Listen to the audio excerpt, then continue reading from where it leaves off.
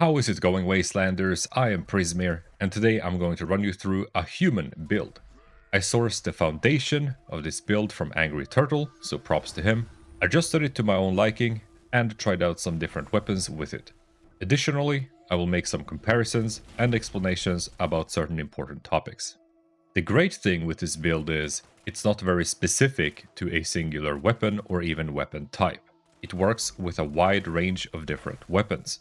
In theory, this build should work just fine with full health as well. It just won't be quite as good as if you're on low health. If you want to skip out on using VATs, which this build is mainly intended for, you can swap out all of the VATs related perk cards for something else. Because I don't want to drag out this video for too long, I will just go through some of the perk cards in the loadout, but of course you are going to want all of the perk cards you will see on screen. Let's get started with the legendary perk cards. If you are running any type of sneak, you're going to want follow through. Otherwise, taking one for the team. You can also run both, but you would have to swap out one of your special perk cards or whatever else you're using. And if you don't have them all available, don't worry, I'll go through some perk cards that you can skip out on towards the end of this video. That way it'll be easier for you to personalize the build. As for our perk cards, we've got two cripple perk cards. Within strength, we have easy target, which gives us range damage to crippled targets. Perception gives us tormentor. Here we get 20% more damage per crippled limb your target has. So multiple limbs, and cripple them all, that'll be a lot more damage. A bit later, I'll briefly show you the difference these cards make, but they're pretty good. Blocker, of course, will be very important to reduce the melee damage. Great defensive card. Barbarian, also pretty good for defensives. Number Cruncher, a newly changed perk card. It's extremely good. It gives a lot of extra damage, depending on weapon, but it basically gives you damage to every single weapon that you have. So this one you absolutely want to have equipped. 2-star Ground Pounder, because we can't fit in a 3-star, gives you reload speed and hipfire accuracy. You can swap this out to Fast Fighter if you want to. I tried it with Speed Demon. It does give me faster reload, but you will of course lose out on the hipfire accuracy. Try it out if you want to. I'd probably still recommend Ground Pounder over it. And then we've got Awareness, which is really interesting. I thought it was more or less irrelevant at first, but it's actually pretty good, and I'll show you why right now. With an Elder's Mark on this distance, we got a 15% hit chance. That's without Awareness. Let's put Awareness on, and now it's 20%, so 15 to 20. That's a pretty good difference.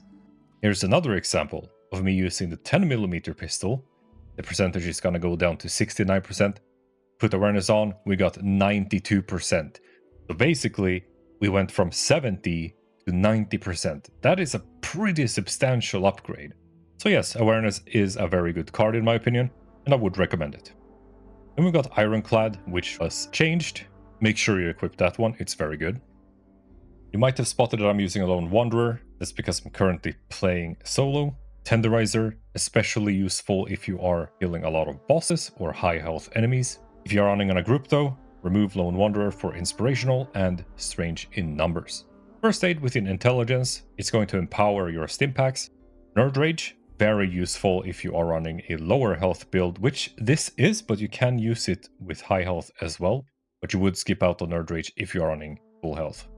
If you're running energy guns, equip Science, and with that of course you will have energy ammo, so we're also going to use batteries included. All of the Onslaught perk cards that we can have, Gunslinger Expert, Guerrilla Expert, and Master. Born Survivor I would recommend if you are running a low health build or if you are struggling to survive. If you're running low health and you are surviving just fine, you don't need this. If you plan on doing any sneak activities, Escape Artist is a fantastic one-cost perk card. And then we've got Gunslinger as our last perk card in here. This one is the perk card that I changed to Reverse Onslaught. And with that means we equip Gunslinger Master, which gives us Onslaught stacks over time. And we would remove regular Gunslinger to put this one on. But normally, you would just run with Gunslinger unless you're using slow firing weapons. Within luck, we pretty much have the usual stuff, but 4-Leaf Clover is a very, very good card. I tried this with multiple different weapons, especially the weapons that have low accuracy and range. This works really well with. So my Elder's Mark, that's fast firing too. I was able to take out enemies on pretty great distance just because of this perk card.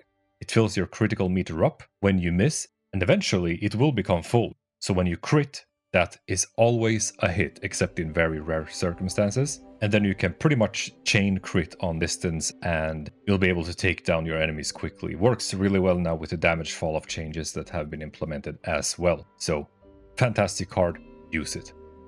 Now let's hop on to the mutations. So we got Adrenal Reaction, now gives 5% damage per kill while on a kill streak, instead of how it previously worked when it gave you damage depending on your current health. So it was basically working like Bloodied.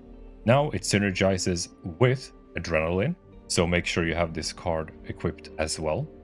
Next up we got Bird Bones for that decreased fall damage and agility, just kind of nice to use overall.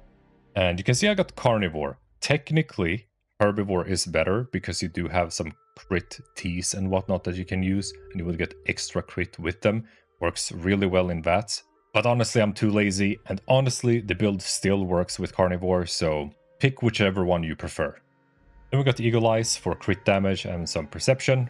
We lose out on 1 strength, whatever, still worth using.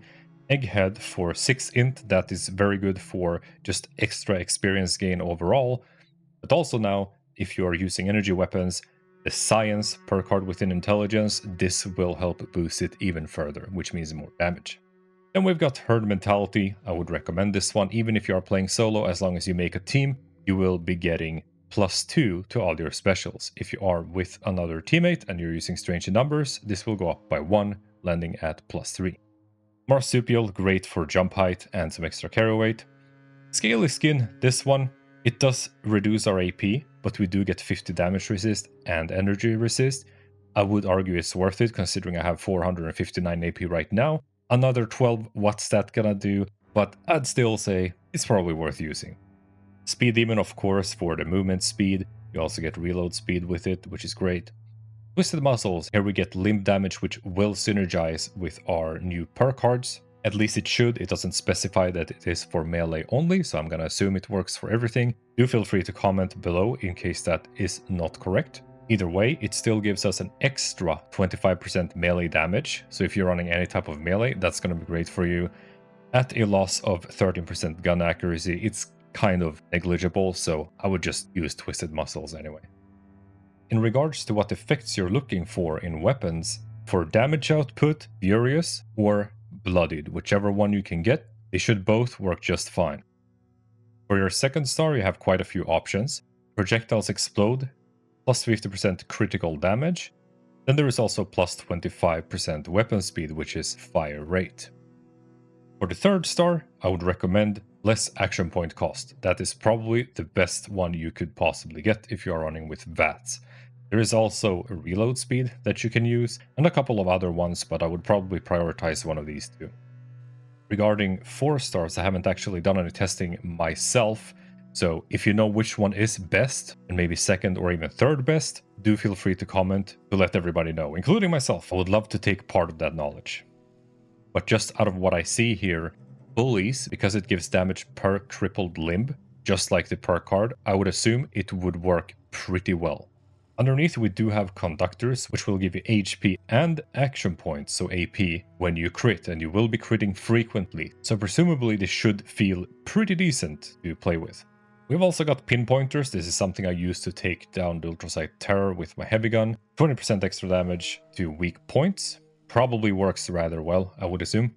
And Polished.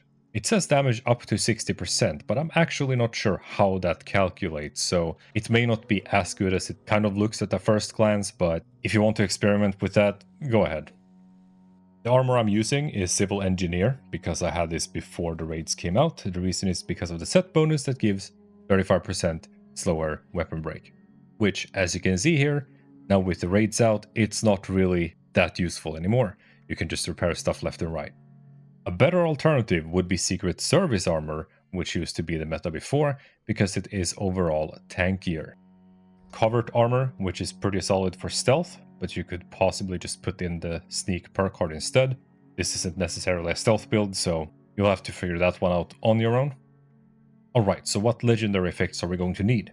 Well, if you are running relatively low health, Unyielding, of course. You already probably know this, because you get up to +3 special stats, except for endurance, when your health is low.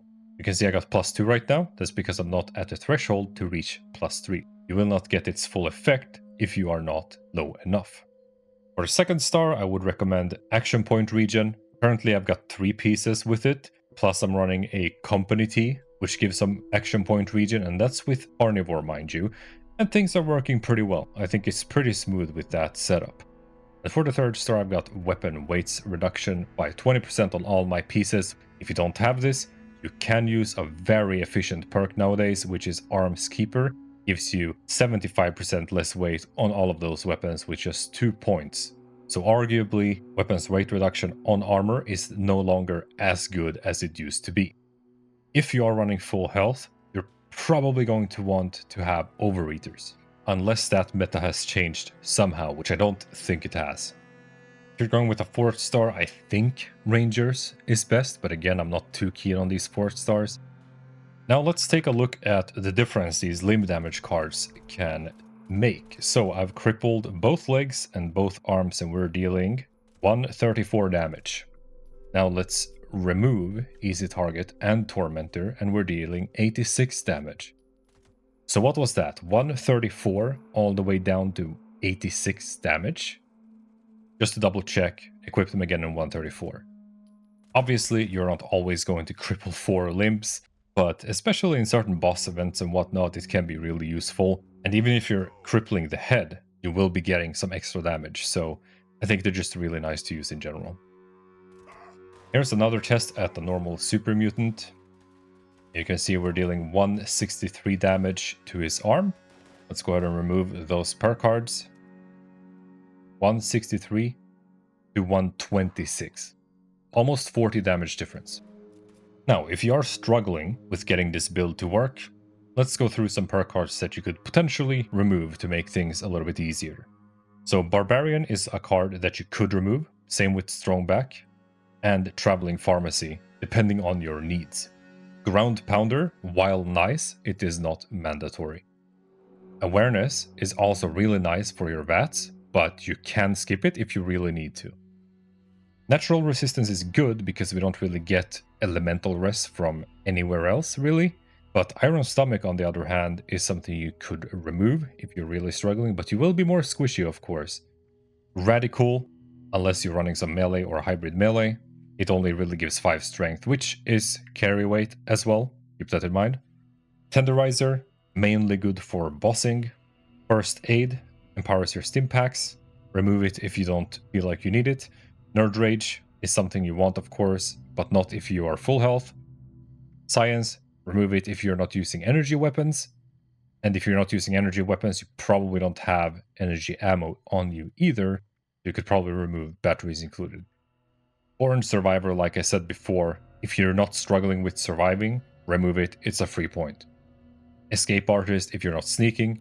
Then we got Serendipity and Ricochet. So the thing is, with Serendipity, it's really good for low health builds because below 30%, it's going to trigger a chance to evade damage depending on luck. Ricochet is only for ranged damage, so Serendipity for low health in theory should be better than Ricochet, but Ricochet should be better at high health. So if you want to remove one of them, well, then it kind of depends on your health, I would say. Me personally, I remove Ricochet just to put in Grim Reaper Sprint, which is actually working really nice to keep that AP bar nice and full. Also, if you are running any explosive weapons or explosive as your second star, Demolition Expert is a card within Intelligence that I would equip. I did forget to mention this before, so I'm putting it in here now.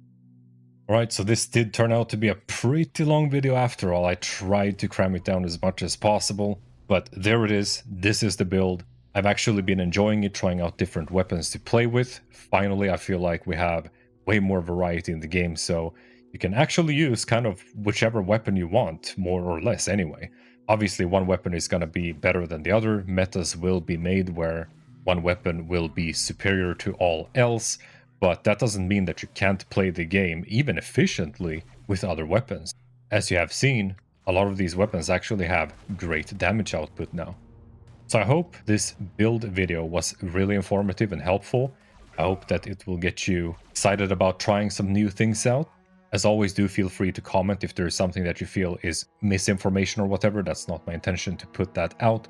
But I am not an all-knowing being, so there will probably be some mistakes within this video.